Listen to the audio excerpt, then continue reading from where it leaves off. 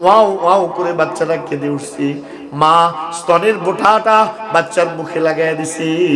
এই প্রচন্ড শীতে মা দর দর করে কাঁপে, কিন্তু বাচ্চার পেটে গরম গরম দুধ যায়। ঠান্ডায় তো ঠান্ডা হয় না, আবার প্রচন্ড গরম, মা ঘামাচ্ছে ঘামাচ্ছে ঘামাচ্ছে। এই সময় বাচ্চার মুখের ভিতরে যদি গরম গরম দুধ যেত, বাচ্চা কেমনে দুধ পান করত? কিন্তু রব্বুল আলামিন ওই গরমের উপযোগী, শীতের উপযোগী, সকল ঋতুর উপযোগী, সকল চাহিদা সম্বলিত, সকল প্রয়োজন পুরা করার জন্য ওই বাচ্চাকে রিজিক দিয়ে দিয়েছেন বিনা দরখাস্তে, বিনা চাওয়ায়। কে? মুসা আলাইহিস সালাম বলে, ফেরাউন, আজ তুমি নিজেকে খোদা দাবি করে বসে আছো, অথচ যখন তুমি তোমার মায়ের কোলে দুনিয়াতে এসেছিলে বড় দুর্বল ছিলে, তুমি নড়তে পারতে না, কথা বলতে পারতে না, চলতে পারতে না।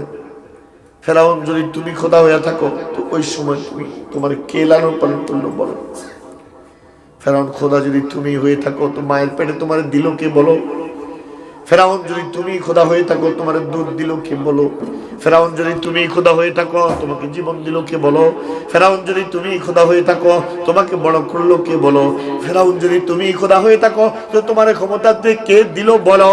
এবার ফেরাউনের ভিতরে একটা বুঝ আসছে, আসলে তো কথা তার যুক্তি, আমার উপরে তো কেউ আছে, নাহলে আমার এগুলো দিল কে? তার মনটা আস্তে আস্তে আস্তে আস্তে ঘোরা শুরু হয়েছে। কিন্তু তার লগে যে একটা আছে শয়তান, হামান, কি নাম? হামান। এইটাই খাইছে হামানকে ফেরাউন। মুসা যে কথাগুলো কইতেছে, তুমি তো সরল মনে সব বিশ্বাস করতেছ, তুমি তো সরল, তোমার আমি ছোট সময় জানি, তুমি জানো সেই কথাগুলো বলে কি বলতে চাইতেছে? ফেরাউন কি বলতে চাইতেছে? হে, তোমার উপরে এক খোদা আছে, এটা বলে সেই খোদার গোলাম বানায়া হে নবীয়তি দাবি করে তোমার উপর নেতৃত্ব দিয়া তোমার সিংহাসনটা লয়ে যেতে চায়, তোমার গদিটা লয়ে যেতে চায়, তোমার ক্ষমতা লয়ে। আর মনে রাখবেন, দুনিয়ার শাসকদেরকে খেপানোর সবচেয়ে বড় পদ্ধতি হইল শুধু তারা এই কথাটা আপনি বুঝাইতে পারলেই হইছে যে তো আপনার সিংহাসন লয়ে যেতে চায়, আপনার ক্ষমতা লয়ে যেতে চায়, বাস তাইলে শেষ। এইটা হইলে আর ওই কালকা কইতে আসছিলাম একখানে, আমরা গেছি নাস্তিক বিরোধী আন্দোলনে। নাস্তিক মোরতাদরা নবীর বিরুদ্ধে কটূক্তি করছে, ব্লগাররা ইসলামের বিরুদ্ধে কটূক্তি করছে, ওই যে মনে নাই শাপলা চত্বরে। আমরা গেছি নাস্তিকদের সাজার জন্য, আর এই জগতের হামানরা বুঝাইছি আমরা আইছি ক্ষমতা দখল করব। লেগে গেছে, শুরু হয়েছে। আরে বা, তারা তো ক্ষমতা না লয়ে যাবো, তারা তো গদি না লয়ে যাবো, তারা তো সিংহাসন না লয়ে যাবো, বাস উল্টো হয়ে গেছে। এবার আলেম কে, হে মুহাদ্দিস না শেখুল হাদিস না কে, কোনো কথা না, পিড়াও, সবাই পিড়াও, গদি বাসাইতো। এই গদির লোভ আজকের না, আর এই গদিওয়ালাদেরকে উল্টা বুঝাই না, হামানও শেষ হয় নাই, এরা এখনো আছে, এরা কিয়ামত পর্যন্ত। অনেক ভালো ভালো লোকেরও এই হামান মার্কালারা উল্টা বুদ্ধি দিয়া সর্বনাশ করে। এই জন্য আপনাকে মনে রাখতে হবে সবসময় যে আপনি পরামর্শ কার থেকে নিচ্ছেন, আপনি কার থেকে সিদ্ধান্ত নিচ্ছেন, কার কথা আপনি শুনছেন, আপনি কাকে উপদেষ্টা বানাইছেন, কার উপদেশ আপনি গ্রহণ করেন, ভালোভাবে আপনাকে খেয়াল করতে হবে। না হলে এই উপদেশটা আপনারা গজব করে ছাড়বে, আপনাকে জাহান্নামে নিয়ে ছাড়বে, আপনাকে মালিকের থেকে দূরে সরাইয়া ছাড়বে, যদি সময় মতো সচেতন না হন। ফেরাউন হয়তো হেদায়েত তার কপালে হয়তো জুটতো, কিন্তু হামানের মতো উপদেষ্টার কারণে আর হয় নাই।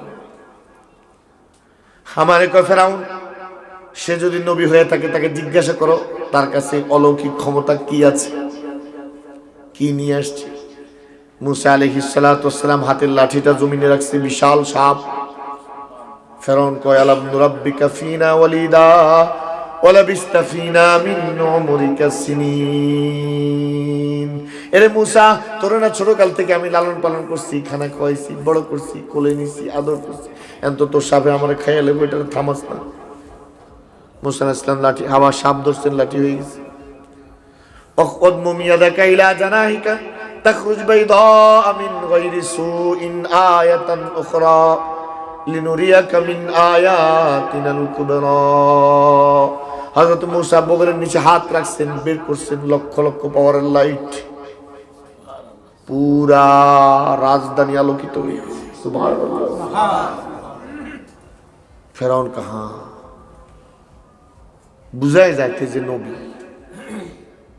তার মুজিজার দ্বারা বুঝাই যায় সে যে নবী। এই তো দেখো না তার কি ক্ষমতা, কি পাওয়ার, লাঠি চাপ হয়ে গেছে। হামান হায় হায়, আপনি আর মানুষ হইলেন, আপনার এই সরলতা আপনারা শেষ করব। ফেরাউন কেন কি হয়েছে? মূসা গত 10 বছর ধরে কই আসছিল কনসে? ফেরাউন আমি তো জানি না। কই জি একটা লোকের হত্যা করাতে যে ভাইয়া গেছে, এই গত 10 বছরে সারা দুনিয়াতে ঘুরে ঘুরে ঘুরে ঘুরে ঘুরে ঘুরে সমস্ত জাদুঘর থেকে জাদু শিখতে শিখতে শিখতে শিখতে সে জাদুঘরদের সর্দার হয়ে আইসেতে আপনার বিরুদ্ধে ষড়যন্ত্র করত। পুরা উল্টায় দিছে ফেরাউন। ফেরাউন কহারি এতক্ষণে না আমি বুঝছি, ঠিক তো নাহলে গত 10 বছর থেকে কই আসলো? মক্কার মুশরিকরা ওইটা কইছে আল্লাহর নবী।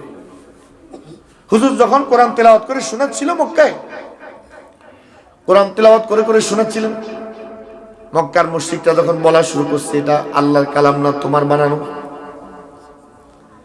তখন আল্লাহ তাআলা চ্যালেঞ্জ করছেন ফাতু বিসূরাতিন মিন মিসলি ওয়াদউ শুহাদাআকুম মিন দুনিল্লাহি ইন কুনতুম সাদিকিন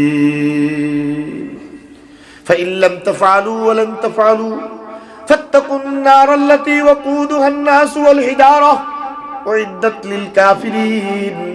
ওই মক্কার মুশরিকরা যখন মানতে ছিল না এটা কোরআন, তো আল্লাহ চ্যালেঞ্জ দিছে তো তাহলে তোরাও বানায়া দেখ। মুহাম্মদ মক্কার সন্তান, তোরাও তো মক্কার সন্তান। মুহাম্মদ যদি সম্ভ্রান্ত পরিবার হয়, তোরাও তো ওই পরিবারের ওই খানদানের লোক, তোরাও তো আসস। মুহাম্মদ যদি সবচেয়ে উচ্চাঙ্গের ভাষাওয়ালা হয়, তো এই ভাষা তো তোরাও জানোস। তো মুহাম্মদ যদি বানায় থাকে এটা তোরাও বানা। যদি তোরা না পারস, সারা দুনিয়া থেকে সমস্ত সাহিত্যিকদেরকে জমা কর, চেষ্টা কর পারস কিনা। তারা সবাইকে জমা করলো, বড় বড় কবি সাহিত্যিকদের জমা করে দিনের পর দিন মেহনত করে সিদ্ধান্তে পৌঁছে ইন্না আ'তাইনাকাল কাউসার লাইসা হাযা মিন কালামিল বাশার। তারা সিদ্ধান্তে পৌঁছে ইন্না আ'তাইনাকাল কাউসার, এটা লাইসা হাযা মিন কালামিল বাশার, এই জাতীয় কথা কোনো মানুষের কথা হতে পারে না। সুবহানাল্লাহ। স্বীকার করছে তারা। এখন মক্কার মুশরিকরা আরবের লোকদেরকে বুঝায়, দেখো মুহাম্মদ যে সিরিয়ায় বারবার ব্যবসা করার জন্য যাইতো, ওখানে বড় বড় পণ্ডিতদের কাছে যোগাযোগ করে পূর্ববর্তী বিভিন্ন কিচ্ছা কাহিনীর বই পুস্তক থেকে এই বিভিন্ন কপি সংগ্রহ করে তো এটা কোরআন করে চালাই দিতে। ঠিক যেটা হামানে বুঝাইছে ফেরাউন, এই 10টা বছর নিশ্চয়ই হে গুড়া গুড়া জাদু শিখছে তোমার বিরুদ্ধে ষড়যন্ত্র করার লেগা। মূসা ফেরাউন তোমার ঘরে সে লালিত পালিত হয়েছে শাহজাদা হিসাবে, তার ভিতরে স্বপ্ন ছিল সে মিশরের শাসন ক্ষমতা দখল করবে। এবার ফেরাউন গেছে বিগড়ায়, আবার আগের জায়গায়।